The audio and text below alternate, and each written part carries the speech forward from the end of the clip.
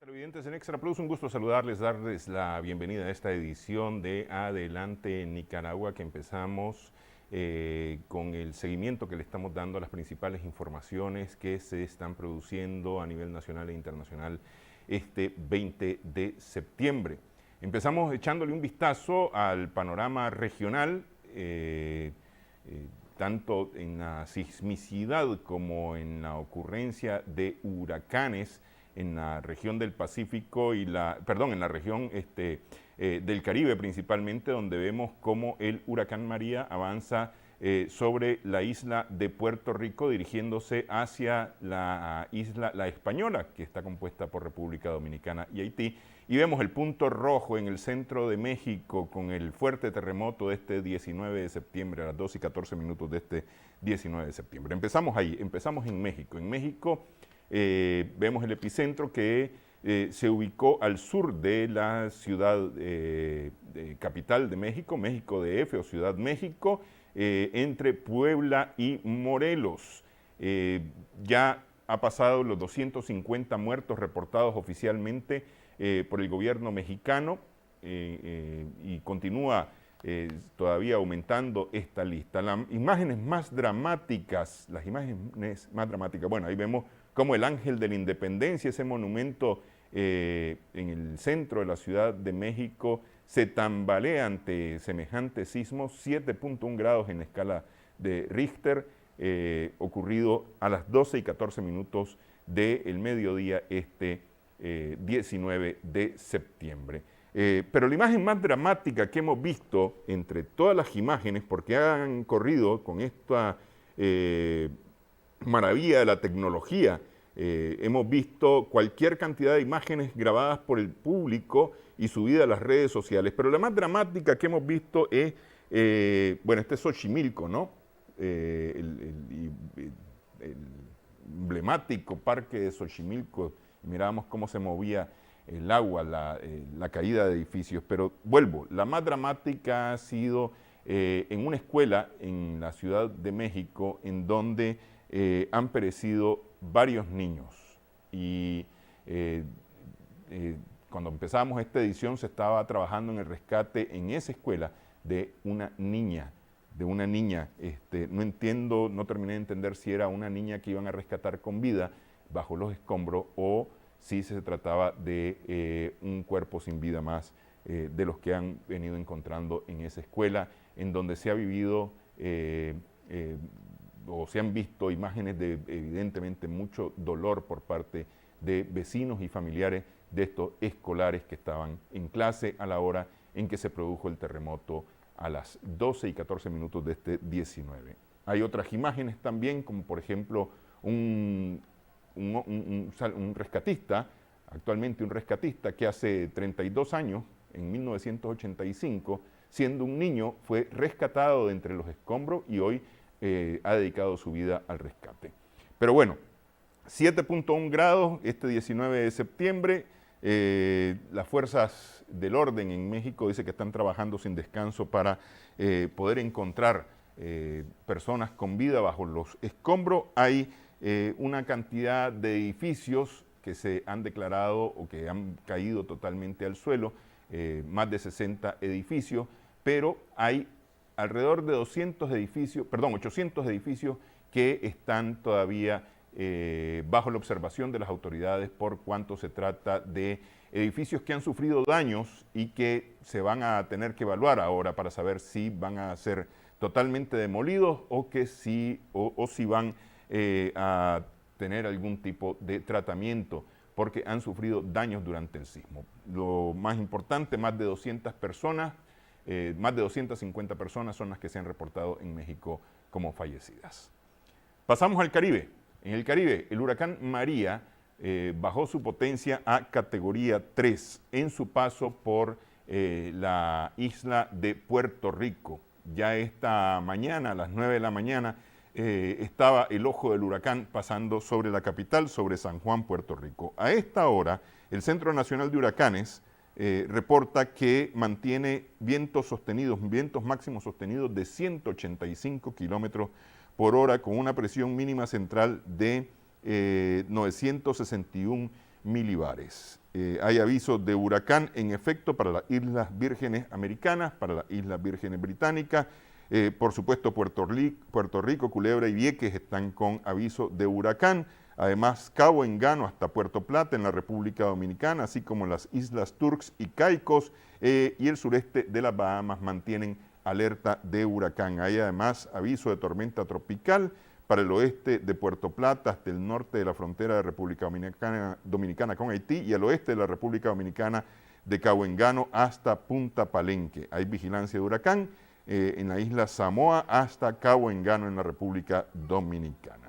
Los fuertes vientos en San Juan, Puerto Rico, han hecho que el gobernador haya solicitado al presidente Donald Trump que declare emergencia por devastación en la isla. Hay que recordar que anoche, o más bien ya prácticamente esta madrugada de miércoles, el huracán María entró con categoría 5 al territorio de Puerto Rico y ha venido disminuyendo su intensidad al grado que en este momento, cuando empezábamos esta edición de Adelante Nicaragua, este mediodía, se encontraba en categoría 3, pero caminando o avanzando muy lentamente, porque tiene una velocidad de traslación de 19 kilómetros por hora, lo que hacía estimar a las autoridades, a los meteorólogos y a los especialistas, en que iba a tardar 10 horas en pasar sobre el territorio puertorriqueño. 185 kilómetros por hora actualmente los vientos del huracán María, que continúa moviéndose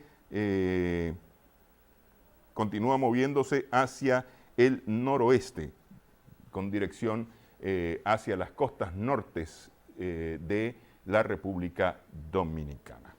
Aquí en Managua, el volcán Concepción, o aquí en Nicaragua, el volcán Concepción, en la isla de Ometepe, aumentó su actividad sísmica regular de 30 movimientos que tenía por minuto a 120 movimientos por minuto, lo que ha llamado la atención de las autoridades nicaragüenses, especialmente del INETER, del Instituto Nicaragüense de Estudios Territoriales, que está monitoreando de cerca la actividad de este volcán tras la ocurrencia anoche de 5 explosiones. Las explosiones ocurrieron sin expulsión de ceniza ni material volcánico y se registraron entre las 7:15 de la noche hasta las 7:30 de la noche de este martes, es decir, en el lapso de media hora.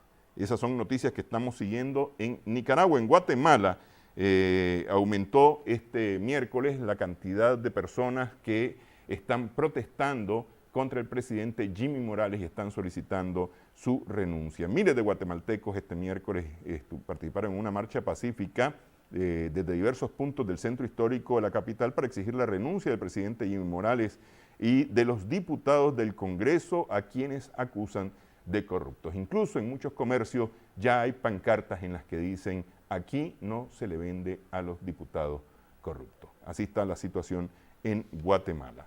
Con esto son noticias que estamos siguiendo, a las cuales estamos dando seguimiento en Extra Plus y en Adelante Nicaragua. Y con esto vamos a hacer una primera pausa. Vamos a regresar para hablar con el ingeniero Dionisio Rodríguez acerca justamente de la actividad sísmica reciente.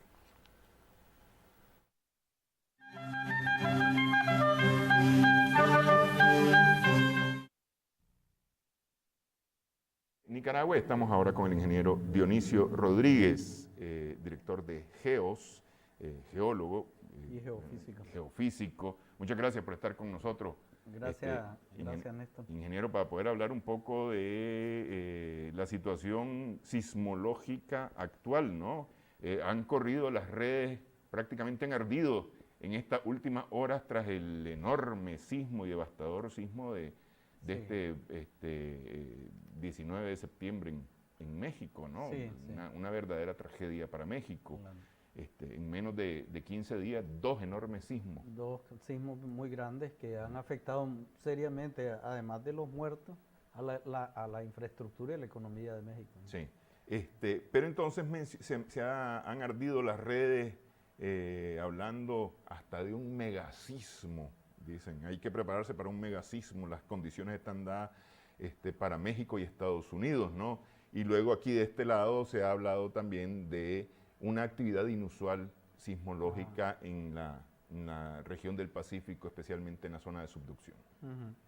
Bueno, siempre que suceden estas cosas, estos sismos, sobre todo, o ya sean erupciones volcánicas o huracanes, etcétera, estos fenómenos naturales se crean muchas especulación, pero también se favorece se fortalecen los mitos alrededor, ¿verdad? Muchas cosas pues son mitos, son creencias de la gente y luego ahora aprovechando las redes sociales pues se hace viral.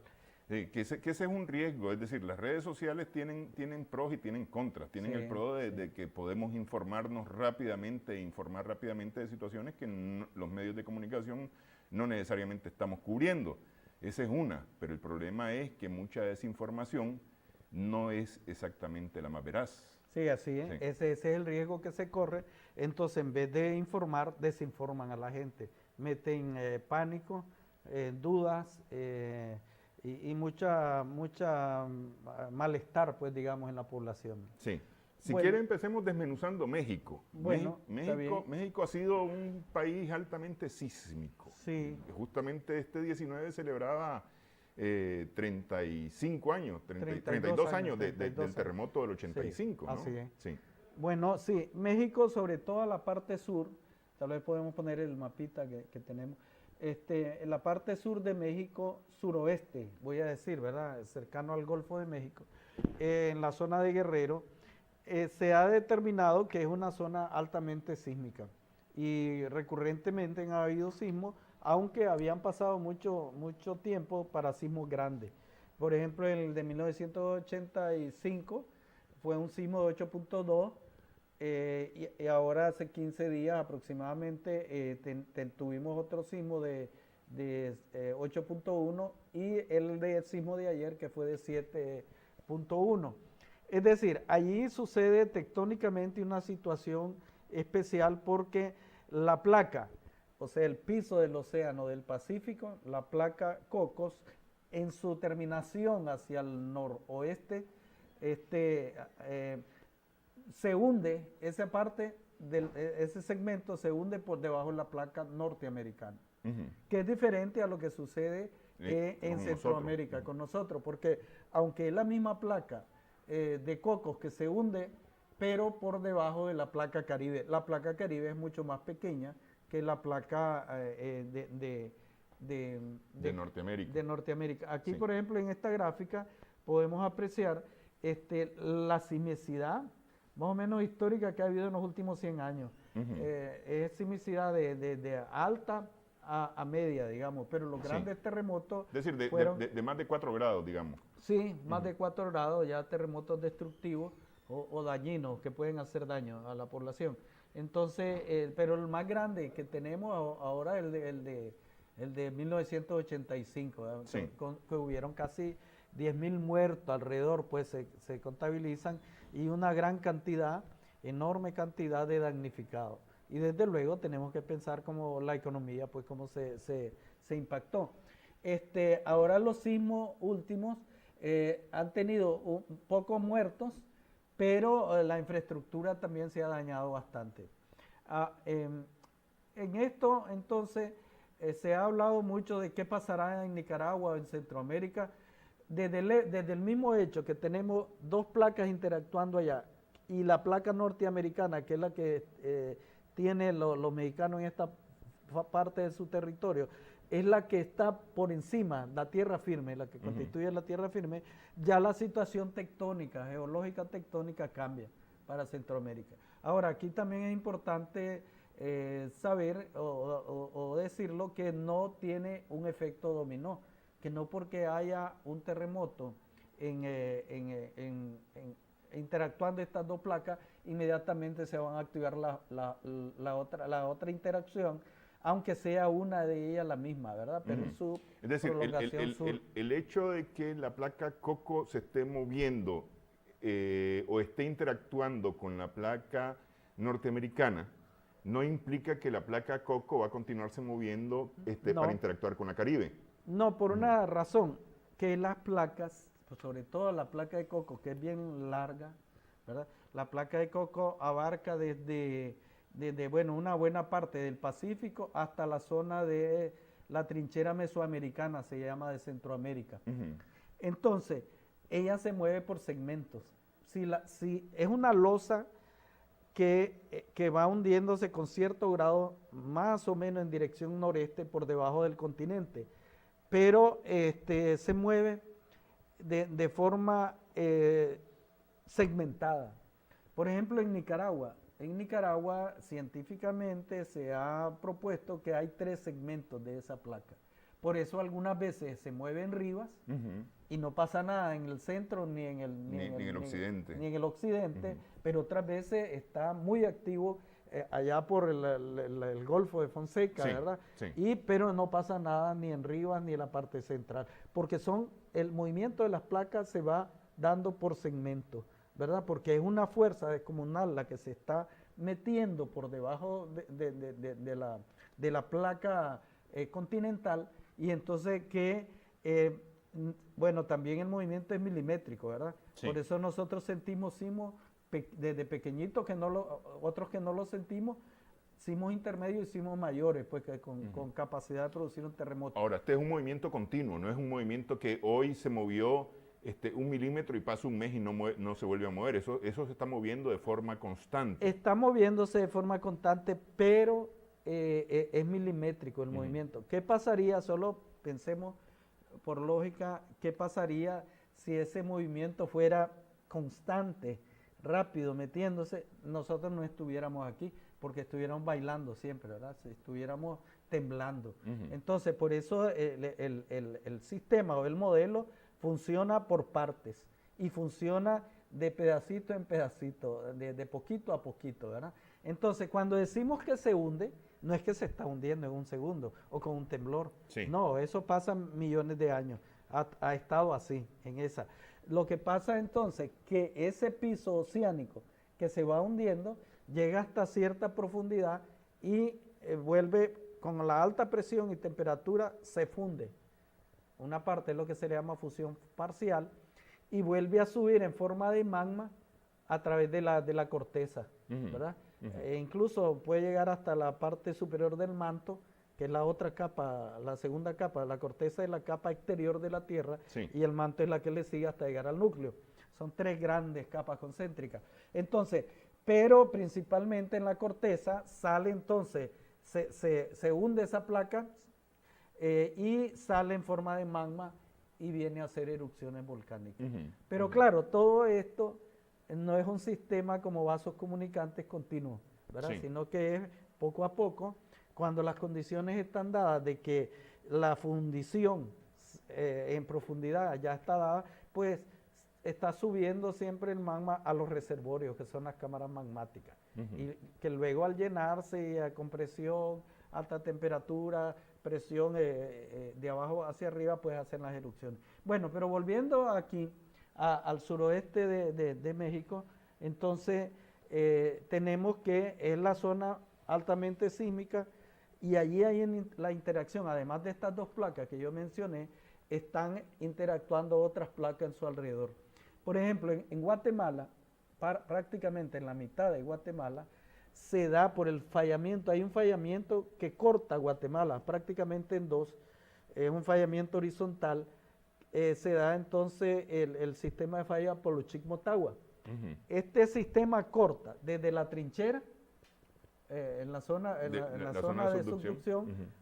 pasa por el territorio guatemalteco y sigue cortando la corteza, digamos, la superficie de más profundo, por las Antillas Mayores entre Cuba, Puerto Rico, Dominicana, y luego da vuelta hasta las Antillas Menores y viene nuevamente a encontrarse en el sur hasta Panamá. Y hasta llegar a la zona de fractura de Panamá, donde termina entonces esto que llamamos la placa Caribe, ¿verdad? Entonces, y la placa de Coco, pues, continúa su movimiento segmentado a lo largo, pues, de todo Centroamérica, y también tiene su efecto en el suroeste de México, que es lo que está sucediendo ahorita. Entonces, en México, además de estas dos placas, tenemos la placa Caribe, la placa norteamericana, la placa de Coco, Caribe, y la placa, hay otras placas como la placa Rivera, de tal forma pues que en esa zona hay una conjunción de movimientos de varias direcciones, pero prevaleciendo una en dirección noreste, que es la placa de Coco, hundiéndose por debajo de la placa norteamericana. Ujú. Ahora, lo que hemos visto más recientemente es la ocurrencia de fuertes sismos. Sí. Es decir, porque ciertamente estamos en una zona sísmica, pertenecemos al Cinturón de Fuego del Caribe, Sí. Centroamérica, todo el Pacífico de América, bordeando por el norte de América, por Alaska, el estrecho de Bering, y luego baja hacia el sur, pasando por Rusia, China, Japón, etcétera, ¿no? Hasta llegar a Oceanía, ¿no? Lo que se conoce como el cinturón de fuego del Pacífico. Circunpacífico, sí. Sí. ¿Ah? Pero no teníamos rato de no ver sismos tan fuertes. Sí, sí, es cierto.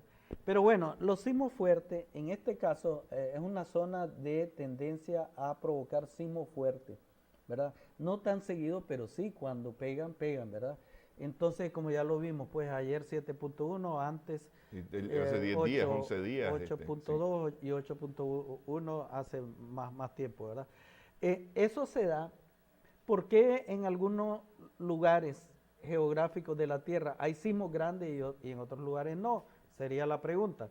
Bueno, eso se da por el grosor de la corteza, ¿verdad? De la placa más bien. En este caso, la placa norteamericana tiene un grosor muy grande en esa parte sur. Y también la placa de Coco. La placa de Coco, aunque se considera científicamente que tiene un espesor, todo lo que es el piso del océano, que se va hundiendo, que se va metiendo de 5 a 6, 7, hasta 8 kilómetros de espesor. Pero la placa donde se va hundiendo sí es pesada y densa. Entonces, ¿qué pasa? La fuerza que necesita para meterse es mucho mayor, es mucho más grande que donde tenemos placas que no son tan gruesas, como es el caso de Centroamérica. Por eso en Centroamérica nosotros padecemos de terremotos, pero no tan grandes.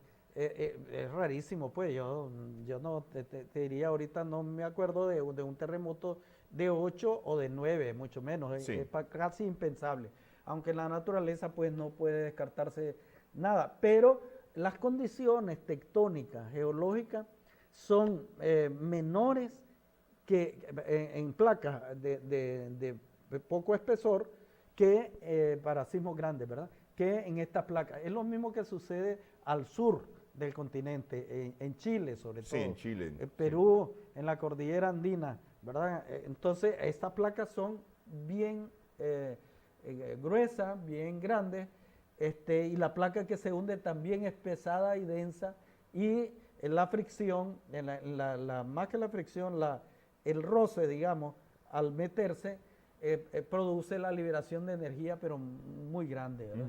Entonces, por esa razón nosotros en Centroamérica no esperamos sismos tan grandes, ¿verdad? Tan de alta magnitud como es esta zona del suroeste de México. Ok, acerca de la situación que ha habido o que se ha mostrado, porque es un mapa que está en la página web de INETER, acerca de la sismicidad reciente en la costa pacífica de Centroamérica. Es decir, uno mira el mapa y mira lleno de puntos, ¿no? Sí, son los epicentros. De todos los epicentros, es este que vemos acá. Según algunos, esa actividad se ha aumentado o ha aumentado en el último mes, en el mes de entre julio y agosto, ¿no? Con respecto a la actividad que había en meses anteriores, mayo, abril. Bueno, te voy a decir que todavía no existe un mecanismo de seguimiento de la sismicidad, de densidad y de ¿cómo se llama eso? De ocurrencia de sismos, ¿verdad? Entonces, en un mes podrías tener más sismos, en otro mes menos sismos, y pues no hay un patrón definido, pero sí que siempre está temblando. ¿Por qué? Porque es la zona donde tiembla más, pues todo lo que es el circunpacífico, pero principalmente Centroamérica, esa parte de México y Sudamérica está temblando constantemente. El 80% de los sismos, de los terremotos del mundo se dan en esta zona del circunpacífico, porque es donde se da la subducción, que llamamos en tectónica, que es la introducción del piso oceánica o de la placa oceánica por debajo de la otra placa continental de tierra firme, que es donde vivimos. Entonces, siempre vamos a tener esos sismos, pero no podemos decir que bueno, que como julio o junio hubieron más, pues ahora va a venir un terremoto. Tampoco es así, no funciona así las cosas. Ese mapa que, bueno, yo tuve oportunidad de ver uno que anda circulando, es un mapa de sismos acumulativos. Sí, porque los mapas se hacen para un periodo de tiempo. Por ejemplo, yo tengo un mapa desde 1900 al 2000 del Servicio Geológico de Estados Unidos, donde está, pero muy densa, los epicentros que se miran en ese mapa, pero un periodo largo, ¿verdad? Claro, sí. Entonces pueden haber mapas de un periodo de 10 años nada más, entonces menos, pueden haber mapas de un periodo de 2 meses, de 6 meses. Entonces, eso depende de cuánta información y qué periodo, qué longitud de tiempo le doy a mi información para presentarla en ese mapa, pues. Entonces, no necesariamente todos esos epicentros que se miran en ese mapa corresponden a esos 2 meses, no necesariamente. Ese debe serse con toda seguridad un lapso de tiempo mayor. Sí. Pero aún así se mira raro. Claro, es que porque es que el mapa no dice exactamente, dice el periodo de tiempo que está midiendo, ¿no? Claro. Sí. Vamos a hacer una pausa. Cuando regresemos hablemos un poquito acerca de la relación que hay entre esta sismicidad y por ejemplo, este 19 mismo, después del terremoto de México, que la verdad es que no fue en México, en la Ciudad de México, sino un poco hacia el sur, en Morelos, el epicentro, se activó el Popocatépetl, que es el volcán icónico, digamos, mexicano, ¿no? Claro. Pero también aquí en Nicaragua, el Concepción empezó a hacer ruido en la isla de Ometepe. Bueno. Regresamos en breve aquí en Adelante Nicaragua.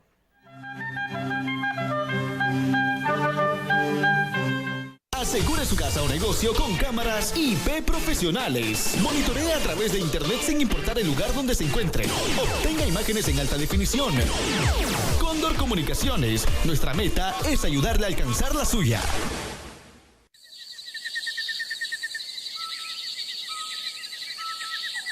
Conservar nuestra biodiversidad es un compromiso de todos los nicaragüenses.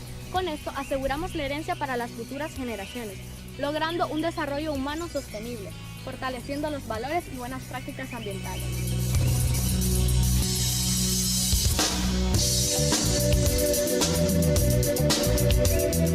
Somos un país único, con una gran riqueza natural. Nicaragua cuenta con 68 ecosistemas, lo que representa un 60% de los 114 ecosistemas de Centroamérica.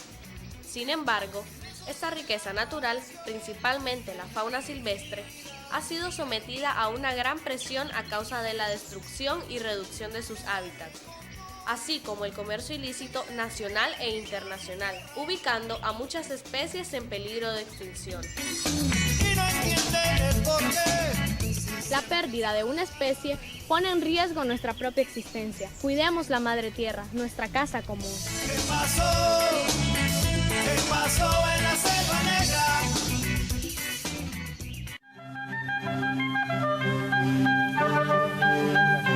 Como tal, de tectónica sobre todo. Seguimos en Adelante Nicaragua, estamos conversando con el ingeniero Dionisio Rodríguez. Preguntaba yo la relación, evidentemente tiene que existir una relación por cuanto, es decir, tenemos el mismo núcleo para todo el mundo, ¿no? Sí. El manto freático y demás, ¿no? Que de alguna manera en algún punto está interconectado todo. Digo yo, pues Sí, pienso sí. yo, ¿no? Pero, ¿qué relación hay entre la ocurrencia del terremoto de este 19 al sur de México y en medio, digamos, porque si uno mira el mapa, entre el epicentro y la Ciudad de México está el Popocatépetl? Sí, en este caso, el Popocatépetl es uno de los volcanes más activos de México y constantemente está haciendo erupción y está en erupción, ¿verdad? Hay días de descanso que tiene o meses, pero está en erupción. Entonces, si coincide un evento con el otro, pues algunas veces se le busca esa conexión, pero en este caso el sismo ocurrió muy profundo debido a efectos tectónicos, la losa que se hundió, que se va hundiendo, un fallamiento. El sismo es originado por una falla normal a profundidad de 57 kilómetros y luego pues se da la sismicidad. Entonces, no necesariamente tiene que haber una relación con la erupción del Popocatépetl, ¿verdad? Porque también él está en constante erupción, él está moviéndose. Ahora, el sismo se dio a cierta distancia que pues no se piensa que pueda influir directamente. Los volcanes pueden influir o hay relación con el fallamiento y desde luego con la sismicidad, porque cuando hablamos de la sismicidad es porque se movió la falla, hubo liberación de energía, muy cercano, en un radio muy cercano cuando el volcán está en actividad. Porque el reservorio o la cámara magmática que está en profundidad está en movimiento, es muy dinámica por las presiones, por el mismo magma, se hincha la cámara y hace la erupción, provoca otro fallamiento, ruptura y fallamiento. El fallamiento es cuando hay una ruptura y hay movimiento, ¿verdad? Sí, a través del cual también pueden salir emanaciones de gases, magma mismo, pueden haber erupciones secundarias, pueden formar otros conos pequeños, como los tenemos en varias partes. Como sucedió aquí en la última erupción del Cerro Negro, por ejemplo, que abrió un nuevo cráter. Pues. Es correcto, un nuevo cráter por fallamiento, ¿verdad? Sí. O como si vamos al volcán Masaya, vamos a encontrar desde allá arriba, vamos a ver que hay una serie de conos pequeños. Todos esos conos se formaron son conos secundarios, adventicios o parasíticos se le llaman, que se formaron no por el efecto del conducto principal, sino porque ahí había una zona de debilidad, ya sea fallamiento o un conducto que venía desde la profundidad, pues por ahí salió el magma y formó el cono, ¿verdad? Que son chiquitos, generalmente son monogenéticos, que solo se formaron en una erupción y punto, ahí se quedaron. Y ahí quedan, Sí. no tienen mayor actividad más tarde. Ahora, a los alrededores nosotros podemos encontrar muchas fallas también en superficie, aún en profundidad, de los aparatos volcánicos. Pero eso es en un radio de acción que por el movimiento mismo del volcán lo podemos relacionar. Pero en este caso, pues está difícil, no hay evidencias, no hay indicios de que una cosa haya inducido a la otra. Podríamos pensar en esto es decir, viéndolo gráficamente como una raíz, ¿no? Una raíz que tiene cualquier cantidad de brazos, digamos, que se van hundiendo en tierra, más o menos, para pensar en el sistema de fallamiento del volcán. Sí, el volcán es un aparato que se va formando por las sucesivas erupciones. Entonces el volcán hace erupción y el material va depositándose encima de lo que ya había. Y así va creciendo, pues va engrosándose. Y también va engrosando la corteza por el material que eructa y va depositándose en los alrededores, ¿verdad? En un área que puede ser de kilómetros, 2, 3, 5 kilómetros, hasta 10 kilómetros. También hay materiales subaéreo que está cercano, cae cercano al aparato, y aéreo que va mucho más allá, Claro, como las sí. cenizas mismas que van en la dirección del viento. Entonces, el volcán tiene todo un proceso en su vida evolutiva que es poco a poco y está en constante actividad hasta que deja hasta que se apaga, digamos. Pero para eso pudiera pasar miles o millones de años. Sí. Han habido casos que los volcanes son monogenéticos también, que hace una erupción y ahí se quedó. Y no vuelve a hacer ¿verdad? Y no erupción nunca más. no vuelve a crecer más, no vuelve a fortalecerse. Ahora, mientras el volcán está con actividad, está muy dinámico en sus alrededores por el mismo movimiento que se produce de la cámara magmática, ¿verdad? Y la lava, digamos, que está en movimiento, y bueno, y todo eso de la presión, temperaturas, etcétera. Aquí en Nicaragua, el movimiento del Concepción, en la isla de Ometepe, que ¿El Concepción? sí, está reportando el INETER que este martes por la noche aumentó ellos le llaman la amplitud sísmica en tiempo real. Sí, porque es por lo mismo que estamos hablando. Está desligado totalmente. No, totalmente, eso, sí. Totalmente, ¿verdad? Estamos en otro ambiente tectónico, está lejos de un aparato volcánico que ha estado en constante actividad. Es uno de los volcanes más activos que tenemos, junto con el volcán Masaya, el Telica, el Cerro Negro, el Momotombo últimamente que se ha activado, el San Cristóbal, más o menos. Pues entonces es un volcán que continuamente está en actividad, y cuando el volcán está en actividad, desde luego la sismicidad también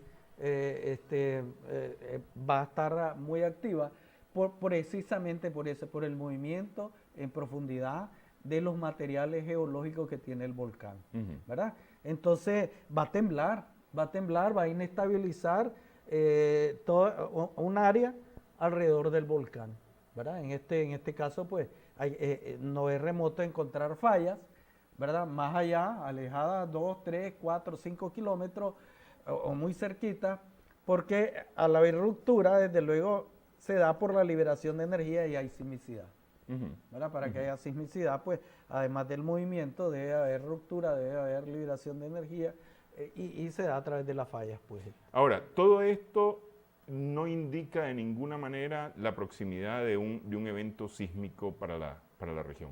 No, eso no es indicio de que vaya a haber un terremoto.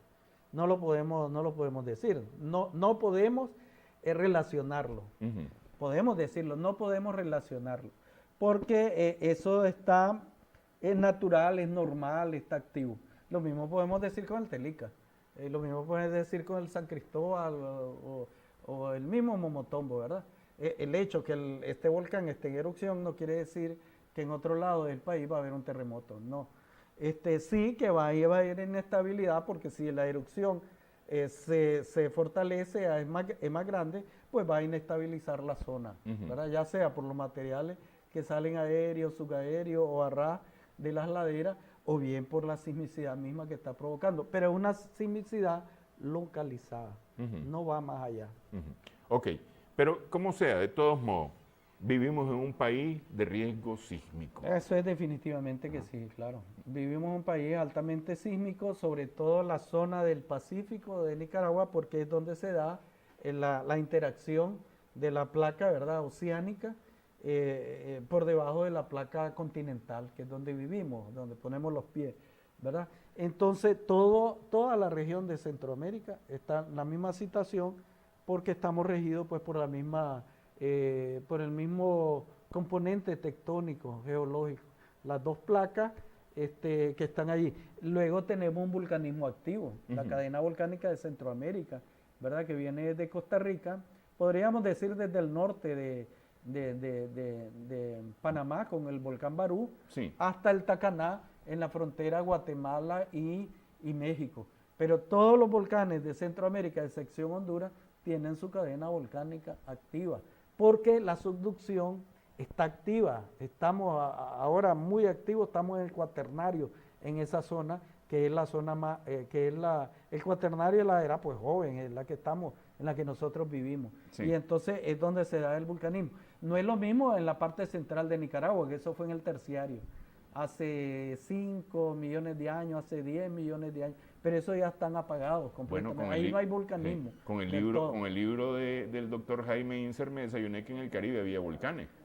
Bueno, o hubo volcanes, pues. Hubieron volcanes, pero ya están extintos. Sí. Ya no hay actividad porque ya no hay forma que alimenten su cámara magmática. Ya el sistema de subducción y de fusión en profundidad no le llega a ellos. Por eso es prácticamente imposible, ¿verdad? En el modelo que manejamos o la teoría moderna de la tectónica de placas,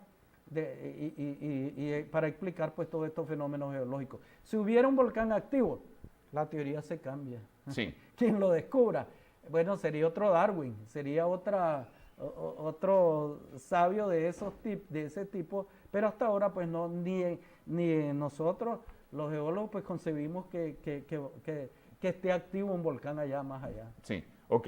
Más allá de la cadena volcánica, ¿verdad? Al Sí. otro lado, en el terciario. Ok, quiero volver un poquito sobre México, sobre el tema de México, porque el terremoto del 7 de septiembre, que fue prácticamente en las costas, Sí. reportó cualquier cantidad de sismos asociados, lo que se llama un enjambre sísmico, sería, o de la réplica, réplica, ¿no? ajá. O de réplica. Sin embargo, viendo el terremoto de este martes entre Morelos y Puebla, que es el que afectó a la Ciudad de México, no he visto ni una sola réplica. Bueno, sí han habido réplicas. Han habido réplicas. Pero no réplicas grandes, pues. Sí, y no réplicas constantes, pues, como en otros. Bueno, eso se da, yo tengo un gráfico ahí donde sale el último gráfico del perfil, tal vez me lo pueden poner. Entonces, sí, exactamente. Entonces ahí miramos, eso que se mira inclinado, que va bajando de la izquierda a la derecha, es la losa que se va hundiendo, Sí. ¿verdad? Entonces llega a un punto que está rojito ahí, si lo subimos en línea recta, llegamos a la superficie, eso es en profundidad. Sí. Ahí es donde se dio el sismo por ruptura, por la ruptura, una falla se formó. Ahí es donde se mira lo rojito y esa falla va en dirección inclinada, digamos, hacia la derecha y para arriba, buscando la superficie. Sí. Hacia arriba, toda esa capa son 57 kilómetros de profundidad. Entonces, una vez que se dio la ruptura, hubo la liberación de energía y nos produjo el sismo grande. Pero las réplicas se dan cuando continúa la actividad, pero hay una lucha por el reacomodamiento. Cuando hay una ruptura, entonces se desarregla, ¿verdad? Porque la falla se mueve. Sí. Libera energía, se mueve, se desarregla el subsuelo en esa parte, en este caso de la corteza, y luego se va acomodando y una parte de la falla o un bloque con respecto al otro se van reacomodando nuevamente hasta lograr su estabilidad. Y ahí se dan las réplicas. Entonces, cuando no se dan las réplicas rápidamente, muy densas en número, entonces puede suceder varias cosas, pero una es que todavía no ha logrado acomodarse y está en equilibrio de tal forma que en cualquier momento pueden venirse las réplicas. O bien que no necesita tanto reacomodo, que fue de una sola o muy corto tiempo que cuando se dio la ruptura y se acomodó.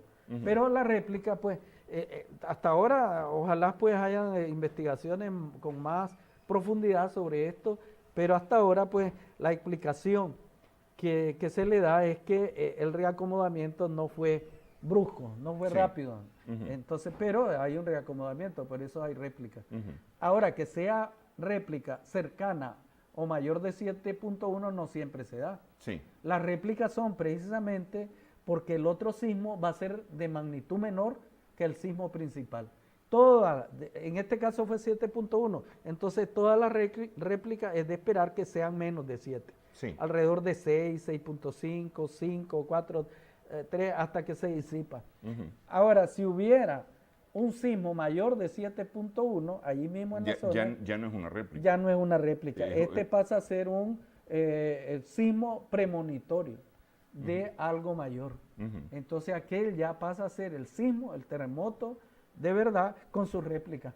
Es decir, más o menos lo que pasó en Managua en el 72, que pasamos, qué sé yo, octubre, noviembre y diciembre con pequeños sismos. Sí, eran las réplicas del sismo principal, ¿verdad? Que en este caso fue la falla Tizcapa, que se activó, el hipocentro, hipo adentro, ¿verdad? Ujú, En la sí. parte interna, se dio en el lago, pero se transmitió a lo largo del plano de falla, pasando ahí por Tizcapa y luego continuando hacia el lado de la zona montañosa, ¿verdad? Sí, En aquel hacia la entonces. sierrita, sí. Hacia la sierra o buscando para el lado de las nubes. ¿sí? Ujú, sí. Entonces, pero como los sismos se dan, las ondas sísmicas corren de forma concéntrica, a partir de esos planos se iban haciendo pues concéntricamente y las réplicas se iban dando a lo largo de los planos Ujú. de falla donde se movió. Primero se mueve y después se va reacomodando buscando su equilibrio. Sí. ¿Verdad? Por eso puede tardar meses. Ujú. ¿Verdad? Pero tal vez no tan prolongado. Algunas veces se pierde porque pues, pasan 2 años y dice alguien, ve, son réplicas de aquel. ¿Y cómo sé yo que son réplicas de aquel? Sí, ¿Verdad? sí. Tiene que pasar un periodo prudente Ujú. de tiempo y no esperar muchos años pues, para que... Bueno, en resumidas cuentas, estamos en un país altamente sísmico, Sí, eso. lo que no debe de hacer que bajemos la guardia en ningún momento en cuanto a los preparativos que se deben de hacer desde la casa, en los trabajos, en las escuelas, en todos lados, justamente para estar listos para Así es. cualquier eventualidad, ¿no? Eso es así. Y para estar listo, pues hay que pensar cómo vamos a estar listos. Bueno, ahora se ha hecho un gran esfuerzo por los simulacros, es grande eso, un gran esfuerzo para el momento de la emergencia. Pero previo a la emergencia, también hay que ir trabajando, ¿verdad? Previo al evento, pues. Sí. Entonces hay que hacer más estudios porque tenemos muy pocos estudios geológicos y sismológicos. La sismología estudia los sismos desde muy profundo, ¿verdad? Ujú, sí. Es necesario, por ejemplo, estructurar o elaborar los mapas de fallas de que no tenemos en la zona del Pacífico, incluso la central, y más allá también en las zonas del Caribe. Digo la del Pacífico porque es donde estamos Donde hay más mayormente, movimiento. donde hay más movimiento, y algunas zonas de la parte central. Y Managua, donde históricamente se han producido los terremotos destructivos que ha tenido Nicaragua, Ujú. ¿verdad? De rápida recordación en el siglo pasado pero también desde el tiempo de la colonia se ha determinado por estudios antiguos,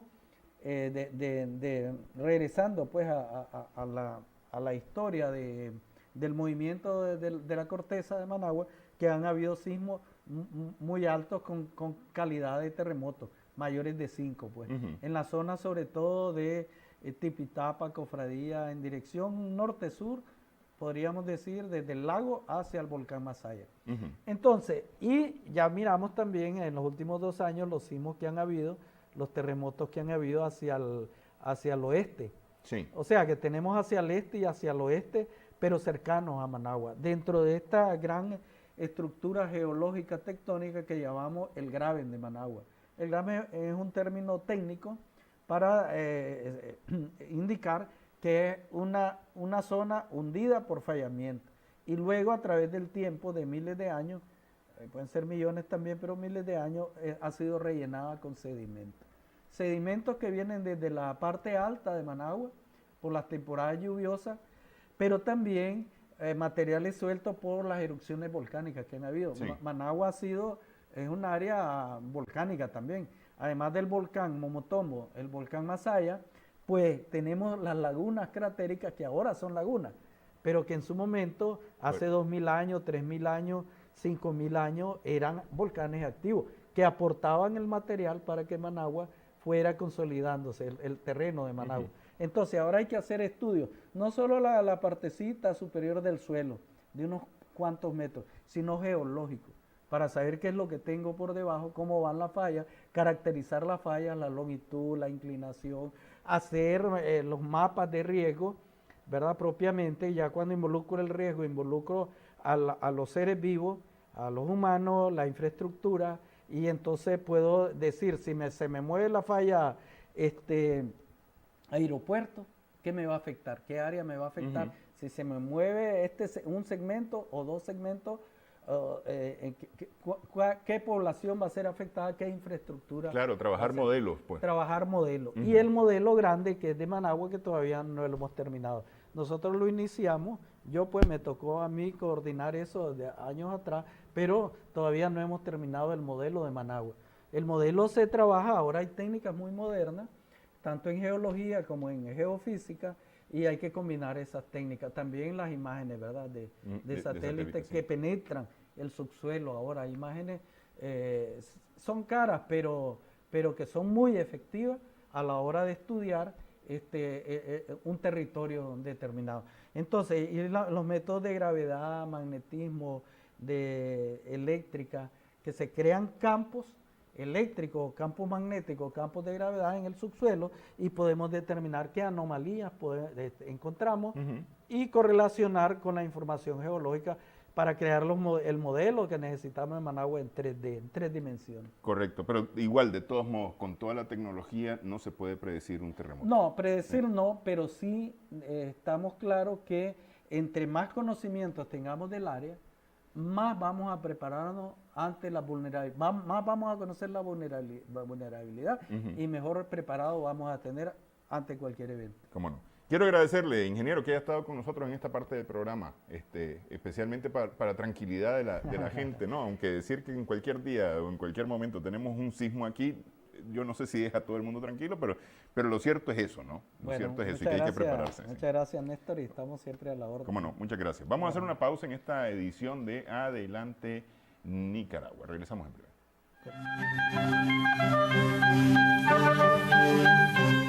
Optimice las operaciones de su flota vehicular e incremente la productividad de su empresa. Rastree y recupere su vehículo.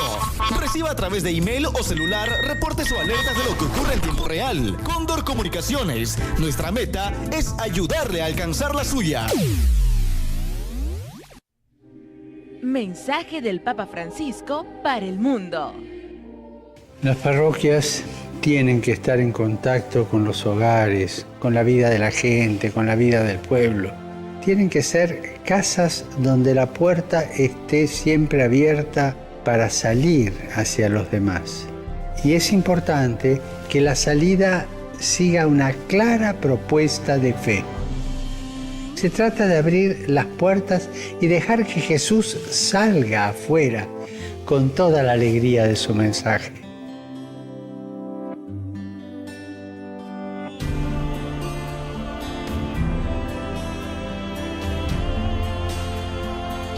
Pidamos por nuestras parroquias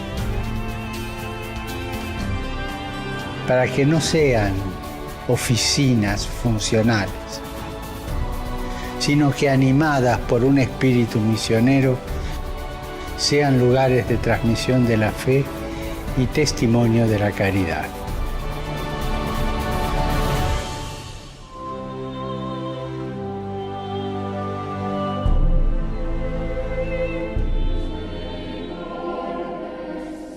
Un mensaje de la Arquidiócesis de Managua.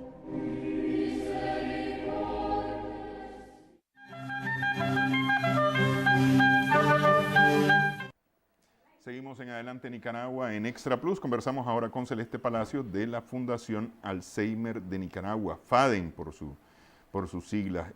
Septiembre es el mes mundial del Alzheimer. Muchas gracias por estar con nosotros, doña Celeste. ¿Qué están haciendo ustedes como fundación? A ver, empecemos por ahí para que después nos metamos a trabajar con el Alzheimer. Sí, bueno, primeramente pues queremos agradecer, ¿verdad?, la amable invitación para poder divulgar sobre la actividad que tenemos el 21 de septiembre y concienciar a las personas sobre el mes mundial del Alzheimer. Y no quiero omitir, ¿verdad?, el solidarizarnos en estos momentos, ¿verdad?, con todas las familias mexicanas por todas las tragedias que está sucediendo y así como todos los afectados de los huracanes en las islas del Caribe. Me decía... ¿Qué hacen como fundación? Ok. Sí. Como fundación, nosotros somos una fundación, ¿verdad?, formada por familiares y personas voluntarias que trabajamos precisamente por el Alzheimer, o sea, por darle algún tipo de apoyo a las familias que tienen algún familiar con Alzheimer. Y como fundación realizamos distintas actividades en Managua y estamos haciéndolo a partir de este año en algunos departamentos del país. Nosotros hacemos charlas, a través de grupos de ayuda mutua, ¿verdad?, donde reunimos a familiares y les damos algún tipo, digamos, de entrenamiento de cómo cuidar al paciente y cómo cuidarse ellos mismos, ¿verdad? Sí. En el caso de los que son cuidadores principales del familiar con Alzheimer u otra demencia, ¿verdad? También realizamos jornadas de detección temprana del Alzheimer. Hemos realizado varias jornadas en este año, hemos estado en Jinotepe, en Buaco, en Managua y próximamente me gustaría anunciar que vamos a estar este sábado 23 de septiembre en Estelí. ¿En dónde en Estelí? Ahorita no recuerdo el lugar. Lo van a anunciar por su Facebook. Sí, correcto, lo tenemos anunciado por el Facebook. También tenemos tratamiento de atención a las personas con Alzheimer a través del dispensario San Francisco, que queda ubicado en Bolonia. Que se ubica desde la Ticabú, son 2 cuadras al sur y 1 cuadra abajo, contiguo al parque. O sea, el barrio William Díaz, pero es más conocido pues popularmente como Bolonia. Entonces nosotros atendemos ahí de 10 a 12 del día los días martes. Entonces las personas pueden llegar, la consulta es completamente gratuita, ¿verdad? Y pueden llevar a su mamá, a su papá, a su abuelito, si ven que tienen algún problema, algún síntoma que pueda parecer Alzheimer, entonces ahí tenemos los médicos voluntarios que atienden en ese horario, ¿verdad? Y así se les puede dar alguna orientación, ¿verdad? Cuando podemos tener medicamentos, damos medicamentos, parte del tratamiento, porque hay que decir que el tratamiento es bien caro. Por el momento el tratamiento está siendo asumido por las familias, ¿verdad? No hay una digamos, podríamos decir, un programa especializado con temas de Alzheimer desde el Ministerio de Salud. Entonces a veces a las familias se les complica, ¿verdad? Sobre todo porque el tema de la medicación es cara y a eso le tenemos que sumar el cuidado de la persona con Alzheimer, que muchas veces la persona o la familia tiene que contratar, ¿verdad?, a un cuidador que les apoye adicionalmente, ¿verdad?, porque a veces hay personas que dejan de trabajar porque no tienen quien les cuide, porque la persona que está afectada, según ya el nivel que tenga de demencia, puede requerir una atención de 24 horas. Entonces nosotros damos también con apoyo de institución, a veces nos han apoyado universidades, el área de la Escuela de Psicología, la UCA, por ejemplo, nos ha apoyado desde el Centro de Desarrollo Psicosocial con algunos talleres para familiares. Y así, digamos, en algunos otros especialistas, psicólogos que nos ayudan con las charlas, sobre todo para el entrenamiento, ¿verdad?, a los familiares, que son los que principalmente pues cargan el tema de la enfermedad. Hasta el día de hoy no hay ninguna causa totalmente cierta para adquirir Alzheimer, ¿no? Es decir, hay cualquier cantidad de variables, desde las mismas hereditarias hasta condiciones de vida en general, que pueden producir Alzheimer. Pero ¿cómo se da cuenta uno que alguien tiene Alzheimer, ¿cómo uno mismo puede darse cuenta que está empezando a padecer? Porque es una enfermedad degenerativa de alguna manera, Sí. ¿no? Sí. Bueno, principalmente dentro de los primeros síntomas de alarma son los olvidos, ¿verdad? La pérdida de la memoria. Pero claro, no estamos hablando de que se me olvidó en algún momento donde dejé la cartera y después ya, sí, ya me acordé. O sea, realmente son episodios de memoria.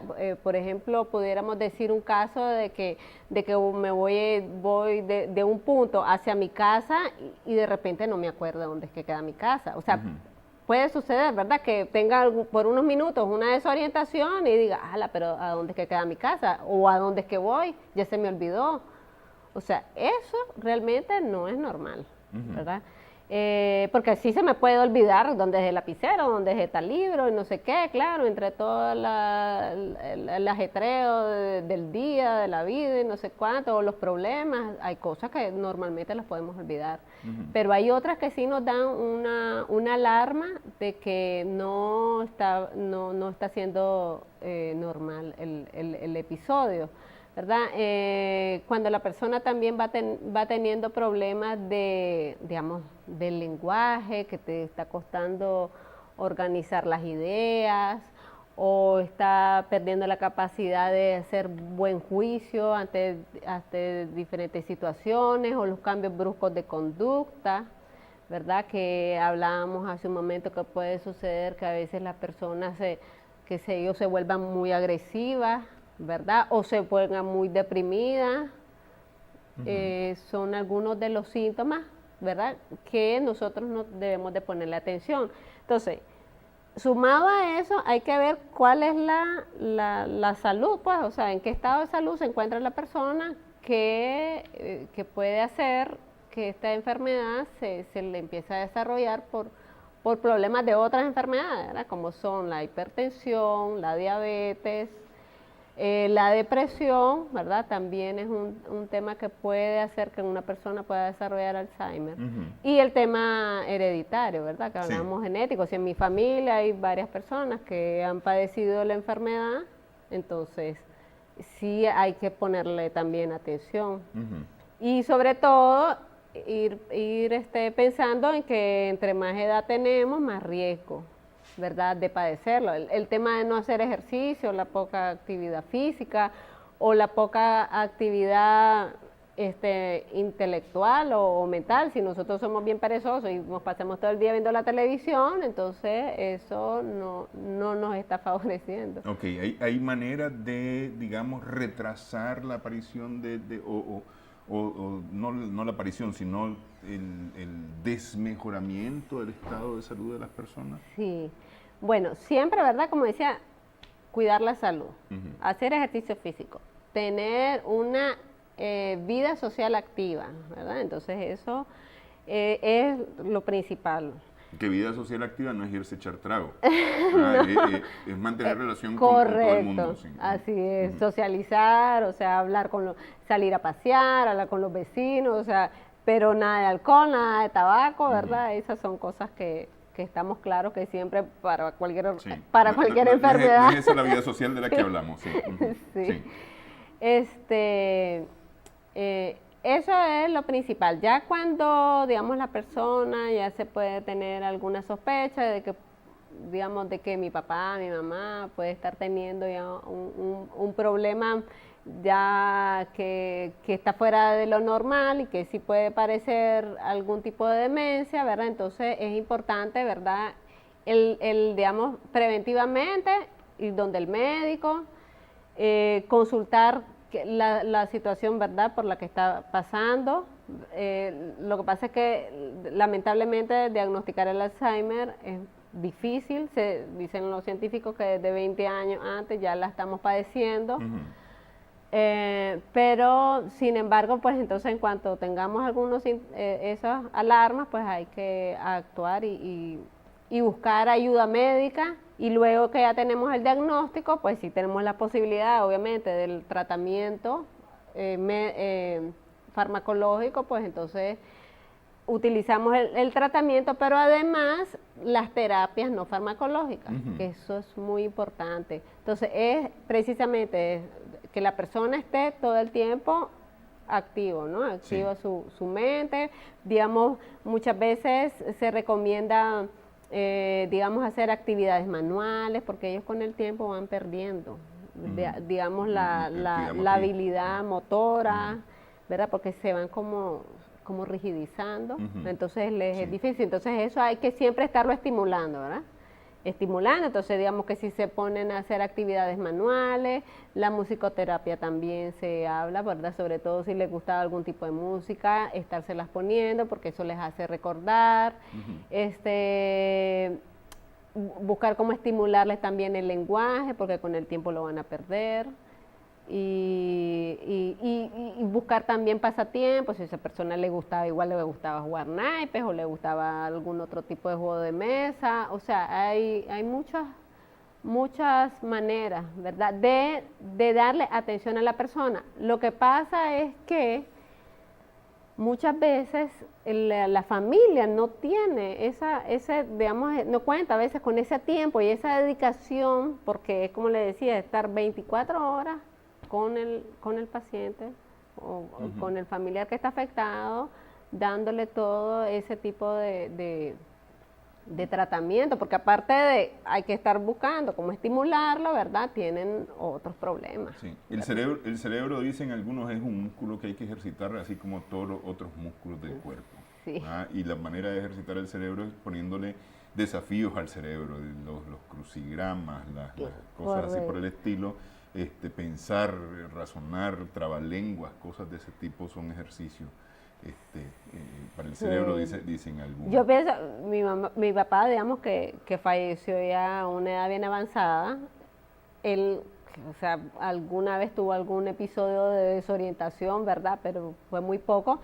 Y él, por ejemplo, él pasaba haciendo crucigramas todas las noches, desde que yo recuerdo, ¿verdad?, que era pequeña, hasta mis 30 y pico de años, lo recuerdo todas las noches haciendo crucigramas. Y yo creo que eso a él le ayudó muchísimo. A no perder el músculo. Sí, correcto. Ok, ¿qué tienen preparado para este 21? ¿Qué van a hacer el 21? Sí, el 21 vamos a estar, digamos, celebrando el Día Mundial del Alzheimer, ¿verdad? Este día fue destinado por la Organización Mundial de la Salud y la Federación Internacional de Alzheimer, que es un día para recordar, ¿verdad?, para recordar y concienciar a las personas por la enfermedad de Alzheimer y las otras demencias.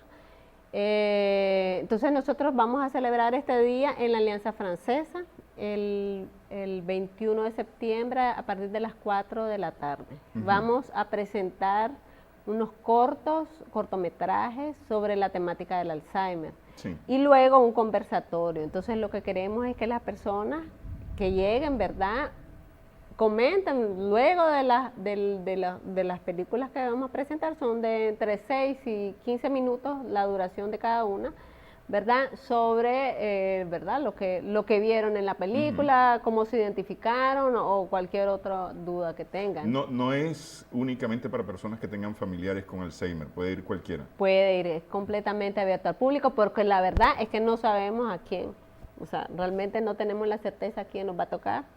¿Verdad? Que se dice que cada 3 segundos hay un nuevo diagnóstico de una persona con demencia. Entonces, realmente se ha estado incrementando, ¿verdad?, a nivel mundial. Y entonces, la verdad es que no sabemos lo que nos va a tocar.